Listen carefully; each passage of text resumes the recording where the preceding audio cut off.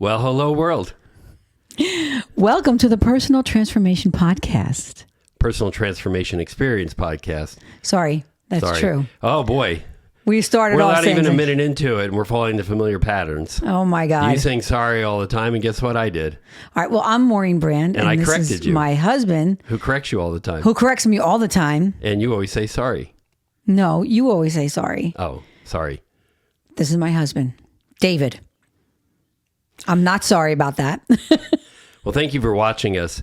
And if you were to guess just from the first 30 to 60 seconds here, we can be a little bit irreverent, which kind of means funny, offbeat. Yeah. We can also be very serious. We can also be very emotional. We've been together for 15 years. And we decided to start a podcast. And probably some of our family members, even our kids, are probably thinking or are going to think, if we haven't told them yet, that we're crazy. But that's okay, because We are kind of a little bit, yeah. we've been told most of our life that our ideas weren't We're a going to little work off. or whatever. So, and we'll get into that. But Yeah. the gist of it is about this podcast, it's really to share with others the things that we've learned, the things that we've read, the podcasts we've watched. I think, 20, 30 years ago, if I had a resource out there to kind of put together all the things like that you've shown me, and I found How on my many own. times have you said in My life, God, I wish I knew this. I wish I knew this 20 years Right. ago. I wish I knew this. I wish somebody told me this. Well, we've been through it. a lot of crap. And so We have. Yeah. I wanted to call this podcast "Real Shit, Real People" in the beginning, but you thought the title nixed was that one. I don't like know. gonna Real Shit, turn Real people People. off. I don't know. In my head, it's still "Real Shit, Real People" because Yeah. we are real people dealing with real shit. We are partners. We're married to each other. We are parents. Yeah. You know. But I think really the transformation piece is relevant because Yeah. we really did transform our lives to where we are today. I mean, And we who still I are. was. Yeah, we're still working. I mean, everybody's a work in progress, right? So, but I think we really, we've been together for 15 years, and the success of our relationship is really due to our ability to communicate and the way we communicate, the effective communication, the active listening. But we're going to get there. But I think, the idea of always being true to who we are, true to yourself, be true to yourself and be genuine. And, even when we first met, I was hell bent on just being my raw self. I mean, I wasn't going to go on a date with him on my best behavior. I mean, obviously I made sure I looked good, but outside of my aesthetics, You didn't have to work too hard. thank you, honey. But yeah, I mean, outside of, wearing the right clothes and whatever, I was going to just show him who I truly am. Not that I was fake before, but you want to like impress a guy, or you try to be on your best behavior and you want them to like you, all that stuff. I didn't care about that. Yeah, this was not a high school teenage No. romance. We were in our 40s when we met. Yeah. And I went on a date with him, and I was like, I am going to study this man, and I am going to be who I am, and I'm going to ask hard questions, and we're going to see how this conversation flows, how this date flows, because I am not making the same mistakes again that I made, with my first marriage, and how we met, and where my head was at, and what I was looking for, and the way I went about finding it. It's completely different now. Yeah, and likewise, I struggled for a bit before going out on our date and meeting you at that restaurant on that Friday night, and struggled with what I was going to wear. And at the end of the day, I put on a pair of shorts, I put on a polo shirt, and I wore flip-flops. I mean, it was summertime. It was the middle of August. It was hot. And, but I was stressing, should I put on some decent pants? Should I put on dress shoes? And, really would not have been what I would have felt comfortable in. So I decided I was going to be comfortable, and you were either going to accept me for who I was or you weren't. And that was the beginning, because I've learned a lot more about acceptance since that day. But that was the beginning of me learning to just accept what happens and what comes, Right. and not stress about it. I think for both of us, because before that, I wouldn't have done that. I would have been like, trying to figure out what you would like and what topics, what you're interested in, and talk about that. But right, try to be pleasing to me. Because I think we both had a little bit of that. Definitely, I was a lifelong people pleaser. Yeah, I didn't want, and I was like, I'm not going to try to please. Like, I'm not doing the people pleasing thing anymore. I am going to be who I am, and I'm going to show him who I am, and I'm not holding anything back, not pulling any punches. So, I mean, it was, I felt like I had nothing to lose, because if you go into a relationship, that's what I felt. Nothing to lose. If you go into a relationship, even a work relationship, right? Any kind of relationship, and we're going to talk a lot about relationships in this podcast, but if you go into any type of relationship with some type of pretense about who you are, it will take you down paths. I'm sure we've all seen sitcoms where somebody pretends to be something they're not, and then they have to do a job they don't know how to do. Right. But relationships can be like that too. Right. Right. If you have someone that decides to take the relationship further, fall in love with you, and you really haven't been your authentic, true self, right, the thing will fall apart. It Just will. Like getting a job because you don't how really long how can to you do. hold that mask, right? You can't. No. And so I think that was in the back of my mind is if I don't present my authentic self, who I truly am to you in the beginning, well, I can't keep that up. I wouldn't have the energy. At that point in my life, I was like, I don't have the energy to even think about doing that. Yeah, and you did. Exhausting. And I'm not, even, it's interesting because I was never one, so many people are like, oh, act like this, do that, be this way. I was never good at not being who I am. I was never good at lying, which to me, it's a lie. Right? I suck at lying. I cannot lie. I don't do it well. I'm not like, I can't lie. Right. Yeah. I mean, and it's exhausting. I mean, it's exhausting. I mean, that's not to say I'm going to be rude, but I just wouldn't, But it is. And I didn't want to put the energy to pretending to be something that I wasn't. It takes too much energy. And then you have to think about, wait, did I tell the truth about what's the story I'm doing right now? No, I can't. No. So I think even in the context of starting this podcast, since we're still kind of talking about what is this podcast about, why are we doing this, that same approach is happening here, right? We're not sitting here thinking, well, what do people want to hear? No, yeah. I mean, I think what we have to share is valuable because we've experienced so much. And I always thought to myself, gosh, I wish I knew this back when I was experiencing it. And, it's very hard to parent in a bubble or, like be in a relationship without having some sort of perspective and insight into that, into yourself. So it's so important to know who you are. But this entire podcast is really going to be about many different things, but all within the context of relationships. Right. Relationship to your spouse or partner, your children, your family, work, your finances, food, your body. Did you mention yourself? Yourself. Right. Well, the first and foremost, which is I was going to come back to, is that the most critical relationship that you have is the one to yourself. Because if you can't have an honest and authentic relationship with yourself, you can't lie to yourself, then you can't have a relationship successfully with anybody or anything else.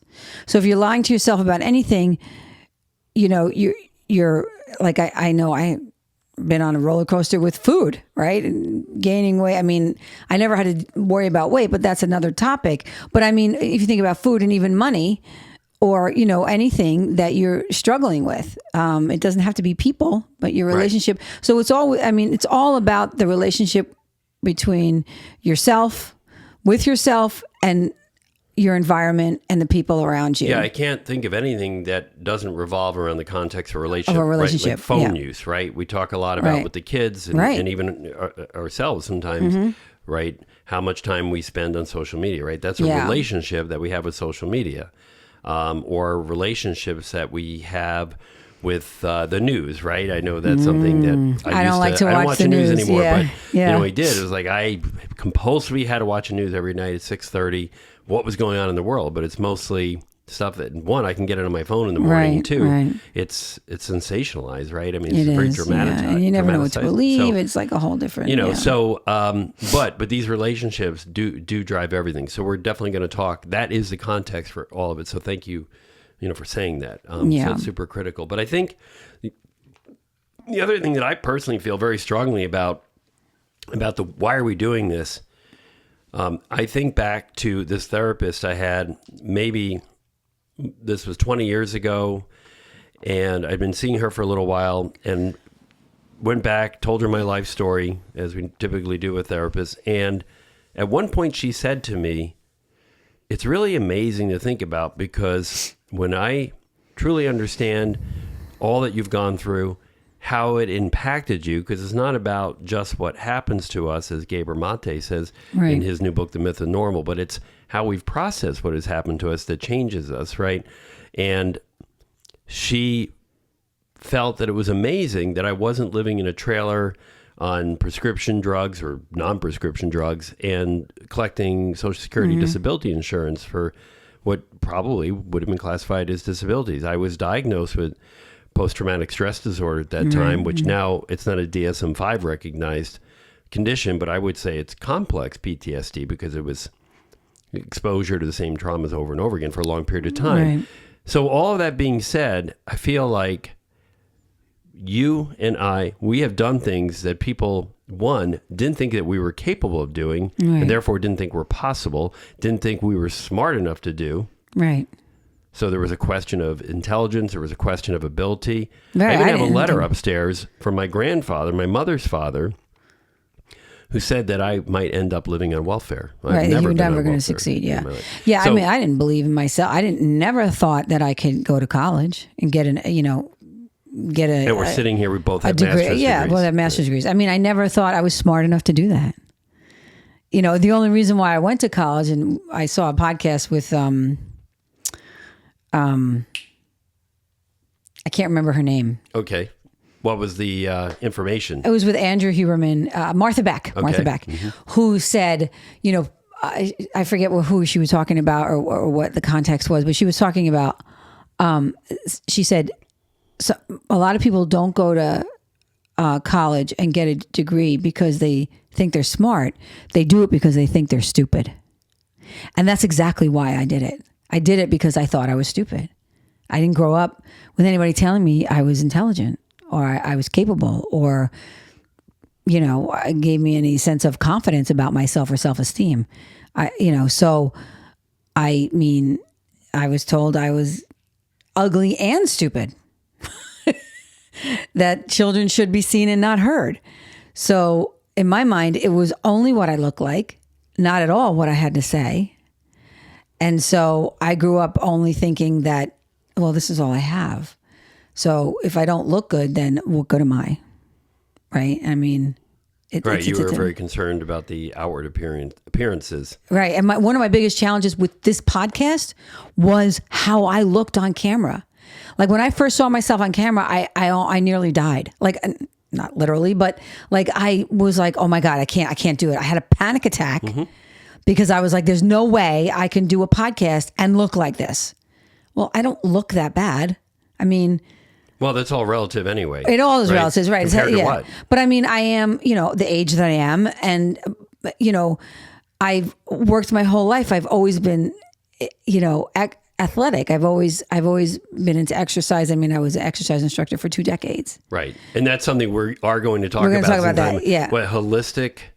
So fitness, is that what you called it? I love that. I called it holistic fitness because, I mean, I was always fit, but I didn't have. I mean, I took care of my body, but I didn't necessarily take care of my mind, my mental health, my spiritual health. What does it mean to be holistically fit, right? So it means like you consider the whole person, all of you, your spirituality, your cognitive abilities, your mental health, really not so much cognitive, but yes, cognitive. You want to always be learning. Right, yeah. Right. But I'm thinking in terms of mental health, but yeah, cognitive, mental health. I mean, that would be key for you because dementia runs in your family, right? So your father had dementia. Well, he had it, but it was because of, it was just the alcohol abuse and stuff. So I think, but it does. Yeah. I mean, he did have that. So, but yeah, I mean, look, and nobody wants to lose their mind as they get older. So keeping your mind sharp and exercise is a huge part of that. But fitness has always been a big part of my life because it helped me cope with all the stuff that I went through as a child and my rage. I had a lot of rage and anger I don't know if there's any difference, but rage is, I think, a little bit more intense than anger, but I had a lot of rage. And so, I mean, I was running like 30 miles a week and swimming, training for triathlons. That is a lot, yeah. I mean, I did a lot of stuff, but it was all just to get out of my own head, to escape myself rather than deal with my problems. And then I learned later in life that how to, I had to confront them. I had to sit with them. So I've always loved to exercise, but now I tend to, like, if I walk or I exercise, sometimes I don't have the music blasting in my ears so I can't hear my own thoughts. I pay attention to my body and I pay attention to what's going through my mind. And if I feel anxious or frustrated or upset, I stop and I focus on where in my body it is and kind of help, like, okay, what's going on? Why do I feel this way? What can this feeling tell me about what's happening right now? And that's not an easy thing to do.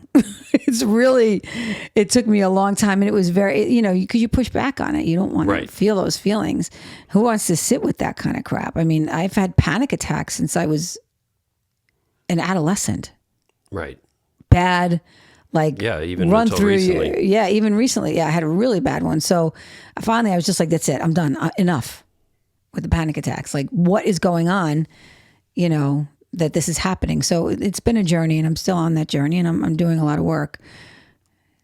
It's interesting. You talk about that you were kind of addicted to endorphins, exercise, right? Yeah. But most of my life, I was addicted to busyness, I would say.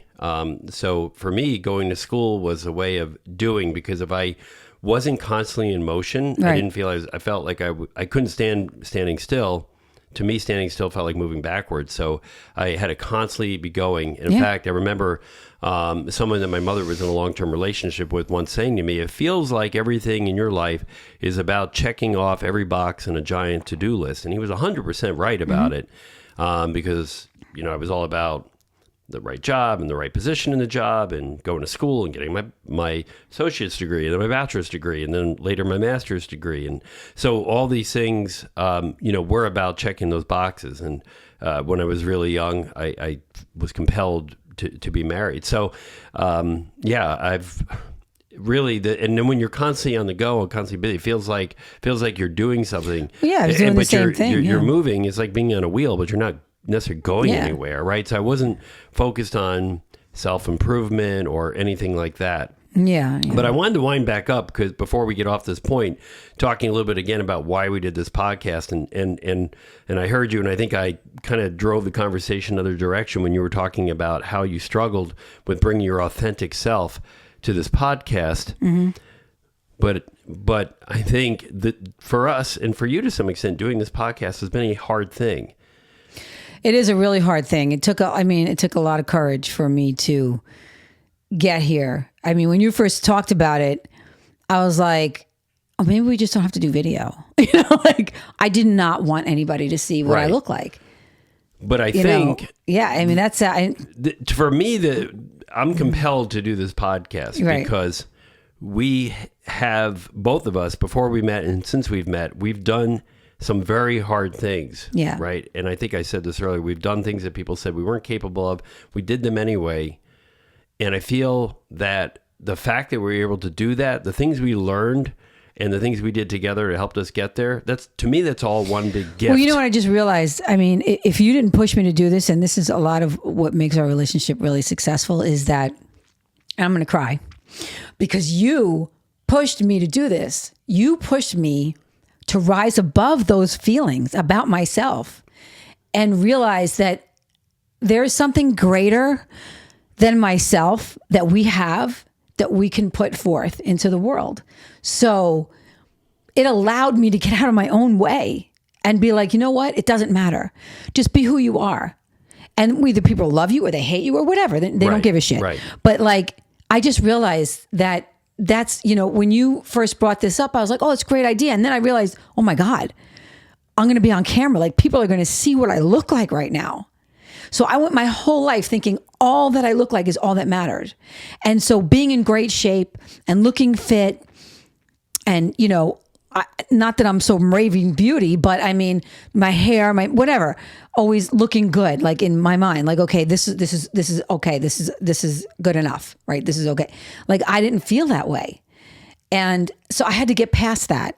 So thank you for that. I had to get past that. That's a really, really hard thing for me to do, and really fucking hard. I mean, like, even now I'm still uncomfortable. I'm really uncomfortable with being on camera and letting everybody see like my postmenopausal self, right? Which I mean, I'm working to improve all the time, but it is what it is. You know, life gets in the way, trauma, stress, children, you know, and that's a whole nother, I mean, I have a child with autism, and it was extremely challenging in some, you know, through adolescence and getting her through high school. Right. So that's, yeah, I mean, not that it's just an explanation. It's what happened. Right. I mean, we both had, so that's the whole thing, yeah. Right? I mean, we both went through some very tough childhood situations, and this is not some type of drama. Everybody's got something, yeah. Right, that was difficult for them. And we'll talk about adverse childhood experiences. Yeah. If you've ever looked up adverse childhood experiences, there's a test you can take. Your score, yeah. Right, determines the level of adversity faced. Right, my scores. We're both nines. Right, out of 10. Out of 10, so yeah. The only thing we didn't have is somebody in the family incarcerated. Right. So if you look at that test, we have endured everything but having a family member incarcerated. Correct, yeah. So, and I say all that because I feel like the fact that we have come through that, and then we had children with our ex-spouses.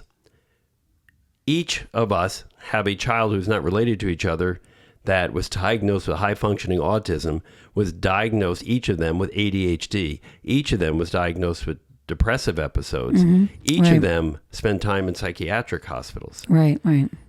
Since we've been together. Around the same time. I mean, it was like the shit was hitting the freaking fan. I mean, we were in the trenches for a long time.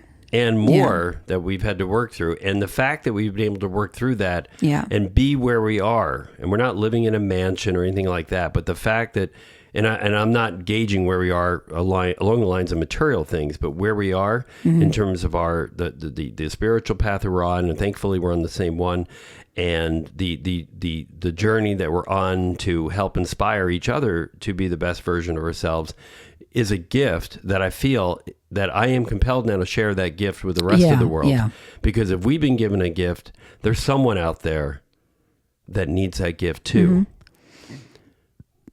Absolutely. And so this is paying it forward. Yeah, no. I'm all about paying it forward. And I say that all the time with the families that I work with, because, you know, I'm early childhood specialist. I work with children with disabilities and their families. And, you know, I do a lot of paying it forward. I mean, I'm a full believer in that. You know, I give so much more, but I really enjoy it. And I feel like I have so much to offer them. Like I have, you know, probably 3 decades of experience now. I'm old, but but it's great. You know, I mean, I have all this experience and all this education, and, you know, I've worked and helped advocate for families, you know, pro bono. I mean, just because I get so impassioned about ensuring that these children have a fighting chance, because the public school system, let's just face it needs a lot of work, especially when it comes to children with disabilities. So, I mean, I don't want to go off on a tangent, but as far as paying it forward, it takes a village. Mm-hmm. It really does. I was able to cultivate that village in New York when we lived in New York. And when we came here, I very quickly cultivated a village here. And I think that's one of the most important things is you can't do it alone. You can't be in a bubble. And so many times I felt so alone. Like I was like, I didn't know where to go or what to do, but I did learn, and I reached out, and I have wonderful, wonderful friends who helped me along this path. Besides, you know, I mean, as well as you, but I mean, I've met some really amazing people who were really just so much better than I ever was in the IEP meetings and advocating, because I am very empathic and a sensitive person, and I don't like conflict or contention. And many times that's what these meetings are about. There are a lot of combative contentiousness, and it's very difficult, especially when it's your child, because it's so personal. Right. So, I mean, yeah, I do help, and I will, as much as I hate going into IEP meetings, because I know it's always a fight. It's always a fight. And I'm like, why can't they just do the right thing? So I feel compelled to help these families, whether they can pay for it or not. I'll, like if a family really needs help, I will do what I can, because I just get so frustrated, and I wish that I had, I just want to empower them to advocate and know that they're the most powerful person in that room. I mean, the school could decide whatever they decide, but they have a right, and what they say goes. And if they don't want the thing going forward, then they just say that, right? So it's all about empowering people and giving that sense of empowerment. Yeah, I'm education. hoping that the people that are watching us feel empowered, right? And can take something away from us in terms of strategies or techniques, or maybe it's just looking at how we talk to each other and managing that relationship, that somebody can come away from this and say, wow, I can use that. And they can use that and actually find something improving for them, whether it's advocacy for their child, or their relationship with their partner, or their relationship with their boss or an employee or co-employee at work. It's so important to know who you are, and know that you're enough. You're enough. I was enough. And I, sometimes I don't feel like I'm enough in other aspects of my life. When it comes to, I don't have the confidence that I probably could have in certain areas. Definitely tripped me up. I mean, I've been given feedback on that recently at work, that I need to display more confidence. Right. And display confidence, but confidence, how do you display confidence? When you act confident and you don't feel it? You have to be confident to be confident.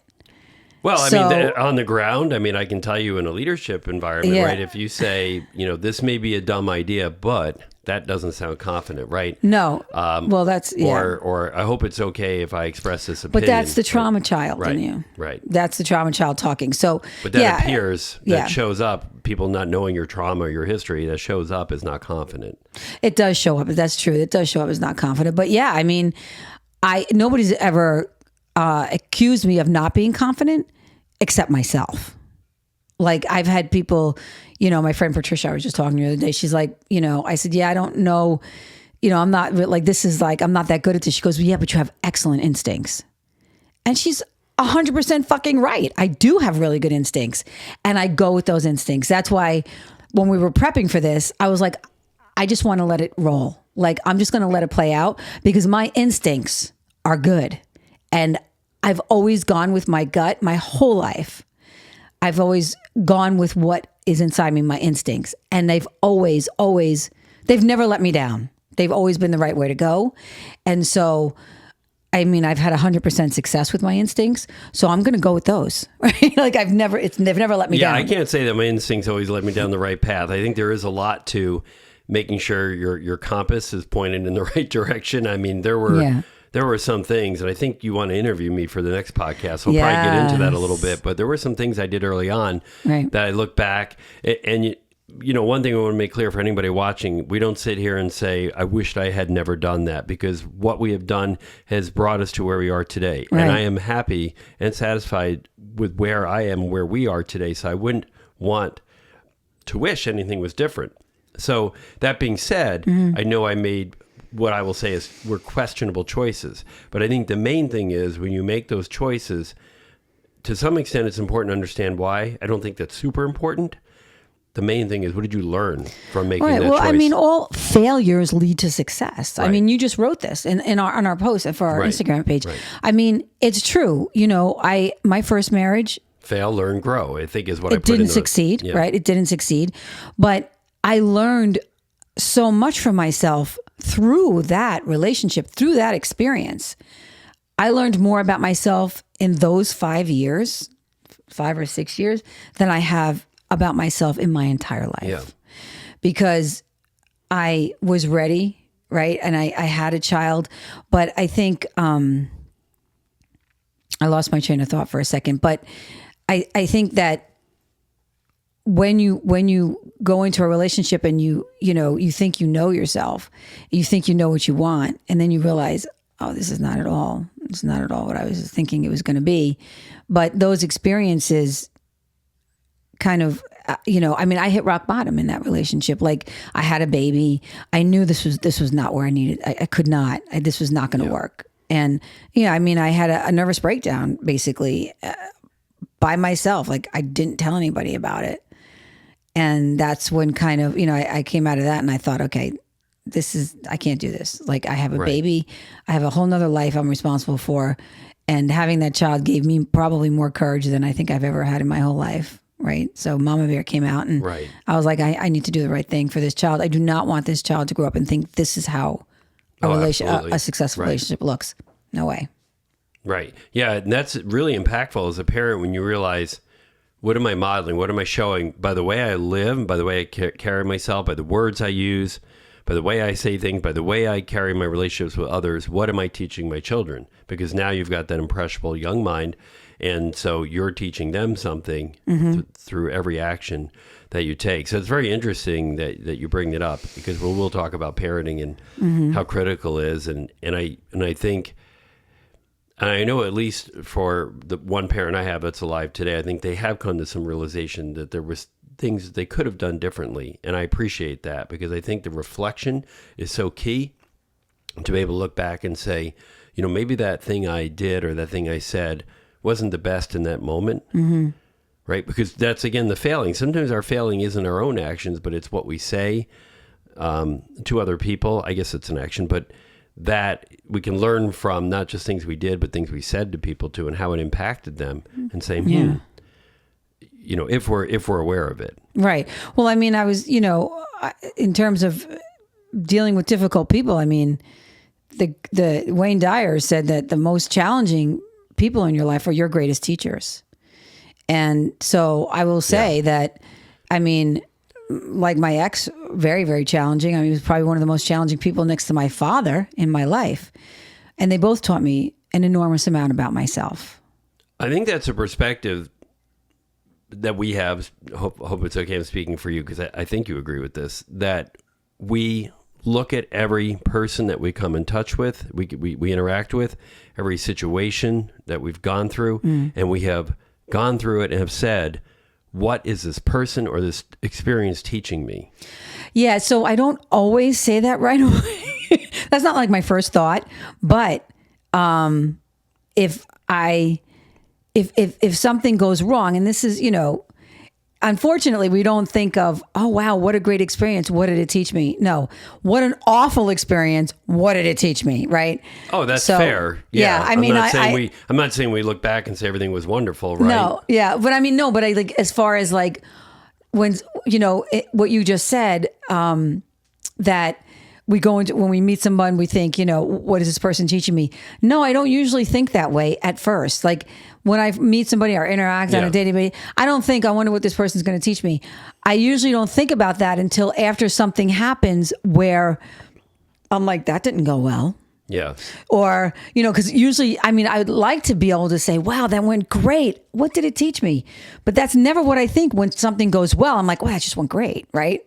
Like, where's the lesson? Is there a lesson in excellent experiences? No, I'm sure. I suppose you're right, and I don't. Yeah. I didn't mean to imply that. No. I wasn't saying that. I go into it that way, but I was just thinking about how I think about it. So if there is an interaction, like, okay, some of the trauma that I experienced as a child, right? What did it teach me?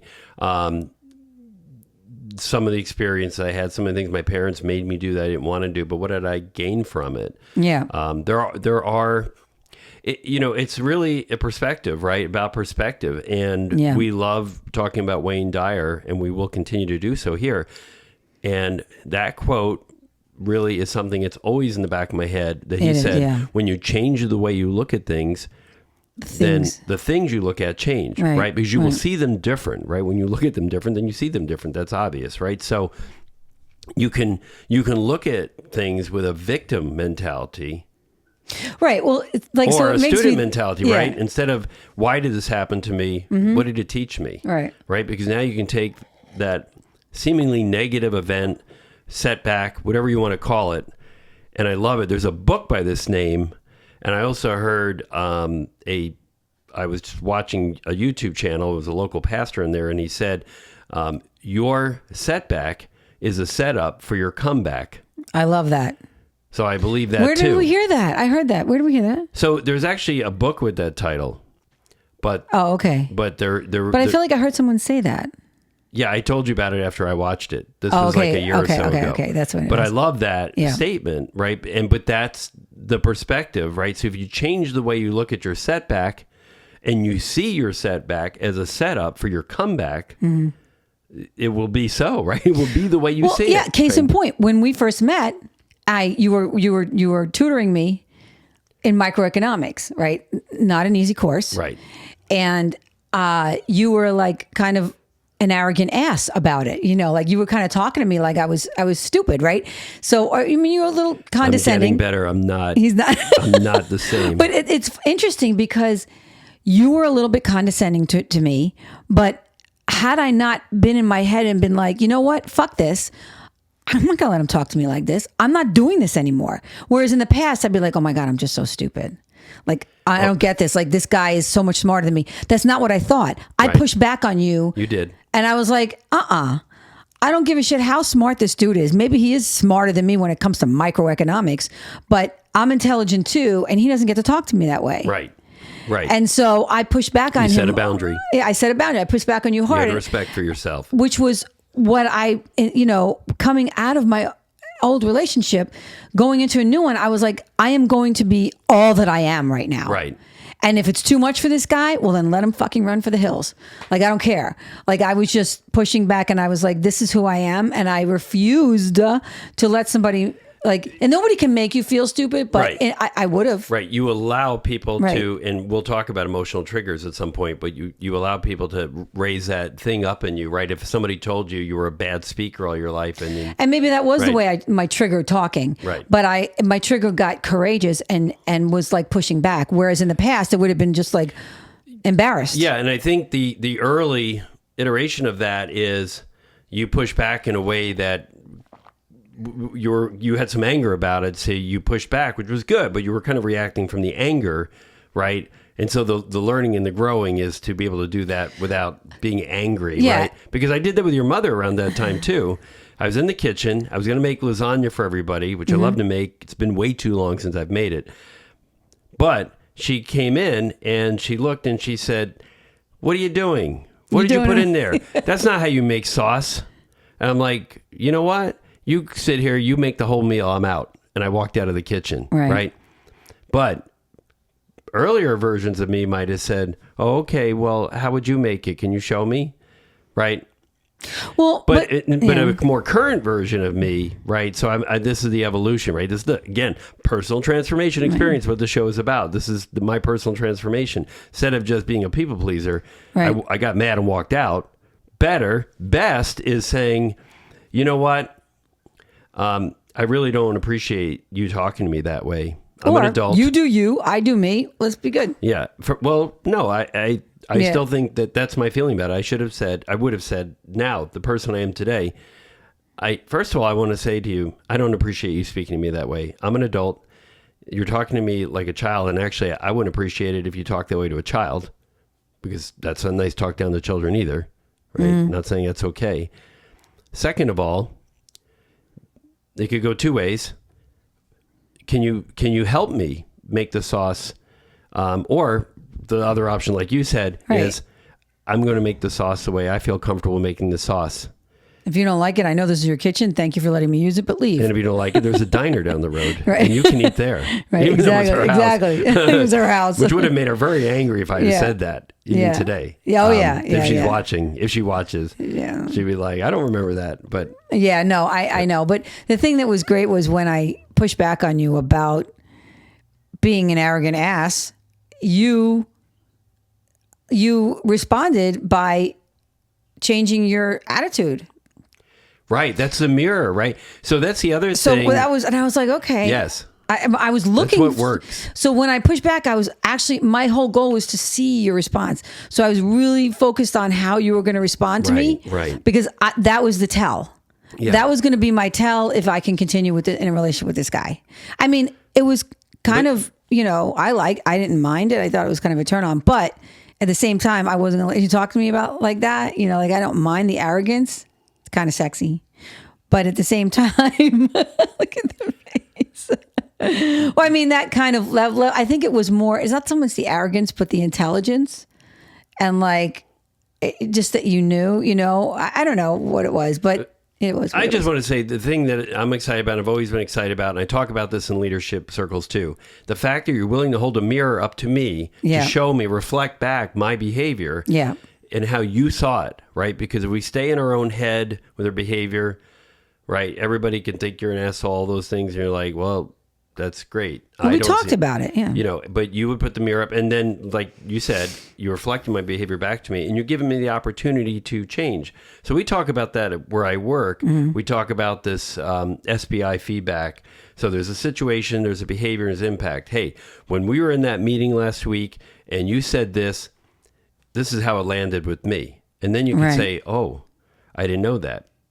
I thank you for making me more aware of my actions and behavior. So I have the opportunity to correct. Same thing in a relationship with you. If you just shut down and said, this guy's an asshole, right? Right. Like you could have just left the relationship, right? And where would we be, right? But even in the relationship today, this is what happens sometimes in relationships. People stop talking, right? They're like, well, I'm just not going to deal with that person. Instead, it is harder work to do to set a boundary with the person and say, hey, I got to tell you, that behavior didn't land well with me at all. Mm-hmm. That behavior pissed me off, right? Yeah, I'm not exactly sure that's what I said. Right. Yeah. So, I mean, I think so eloquent. That's the hard things that people need to do for relationships to work. And it doesn't matter if it's your kid, it's your partner, it's your parent, even your adult parent, right? We're not just talking about a 6-year-old talking to a parent, we're talking about your aged parent, right? You have to set boundaries with them. Yeah. And push you out of your comfort zone. Talking to you. I said to you one time, I think there are times we need to say to people, I don't allow people to speak to me that way. Right? Because the more people-pleasing one is, I really don't like it when people talk to me that way. That sounds mushy, right? Yeah. But if you say to people, I don't allow people to speak to me that way, you just put a line in the sand. So if they do it again, you said, I'm sorry, maybe you didn't hear me the first time. I don't allow people to talk to me that way. So therefore, you can no longer talk to me. That's a firm boundary. Yeah. And that's what we're here to teach people too. That is something we've learned because I didn't do that most of my life. Yeah, I mean, you could hold a boundary, but you could also hold it with love and compassion and kindness. Mm-hmm. You don't have to be a dick about it. Right. I don't think did I sound like a dick just now? No. Okay. Right. So I just want to make sure. I'm not saying you're a dick. I'm just making a point. No, you didn't at all sound like a dick. It wasn't about you. Well, comment. You could go further if you really wanted. I think I said this that time we were talking about it. Say, I don't allow people to speak to me that way because I have too much respect for myself to allow that. Mm-hmm. Right. And that's just a caveat if you feel it's needed. But that is the basis for it. You need to have respect for yourself. Or you can say, you know what? I've been through way too much shit to be taking shit from you. No, that sounds a little more dickish. Yeah, it's a little dickish. We have to have a dick. But you know how many times I thought that? You know what? Maybe what we need to do is kind of have like a dickish meter up, right? And then kind of like... We'll get the audience to vote. Yeah. Was that dickish or not? I don't know, but I digress. But but there is something to that. It's not just funny. If you say something in a way it pisses people off, the message gets lost, right? Well, that's it. So you're going to say to somebody, right?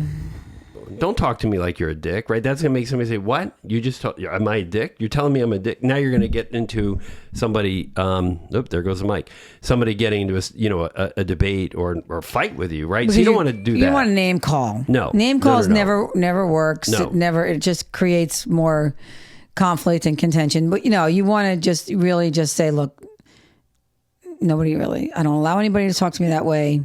You need to change. You need to rethink how you're talking to me. That sounds a little offensive to me. Just saying, that might prompt somebody to be a little more defensive. Say you need to think, because now you're putting it back. You're expecting the other person to do something different. You're just saying I don't allow people to speak to me that way. Well, that's true. Because holding boundaries, you hold the boundary. The other person doesn't have to do anything. Right. And you just told them you need to think. That's true. I did. Yeah. So you're just like, what? That's a little attitude. I don't have to do anything you tell me to do. So that's kind of the response you're going to get from most people. That's right. Or it's going to get worse. Like, well, who the fuck are you? Right. And you're going to actually start a fight. right, with somebody, especially if you're in high school, right? Yeah, you say that's that somebody, true. like, you need to rethink what you just said and be like, I don't need to do See, anything. but in my head, I want to fight with them. Yeah, you still got that Yonkers mentality. So Yonkers? Are you putting down people from Yonkers? You were born in Yonkers, Excuse New York. me. I don't know if I anybody. think that's profiling. I don't know if anybody from Yonkers is listening. I was born in Brooklyn, New York, but I didn't grow up there. But yeah, I think it's just my family. We're not going to profile. It's probably family dynamics, right? Because we were in families, people talk that way, right? Yeah, it was always fighting. I was always fighting. You better rethink what you said, right? So I don't have to do anything. So that creates a defensive posture. So you can still hold a boundary without saying something that somebody feels they have to defend. Nobody has to do anything. What you're saying is, I don't allow people to talk to me that way. Period. You just said, that's my rule. That's Right. my rule. You do you, I do me. But me is I don't allow people to talk to me that way. Right. And for most people, that's going to be like, oh, I got it. I crossed the line. Right. You don't have to threaten. Right. And if they keep going, then you say, you don't need to then threaten. you can get nasty and say, I guess you didn't hear me the first time. I said, I don't allow people to talk to me that way. And then you punch them in the face. Okay. I'll Kidding. keep that in mind. No, we don't advocate Kick 'em in the physical shins, violence. no. However, if somebody punches you, can hit them back. I don't have an issue with that. Nobody's punching anybody or kicking anybody in We're the shins. escalating here. We're just joking. And No, now yeah. that's a good segue. I know we're going to have to wrap soon. Is emotional triggers, right? Getting emotionally hijacked. Yeah. And some things are triggering events for people.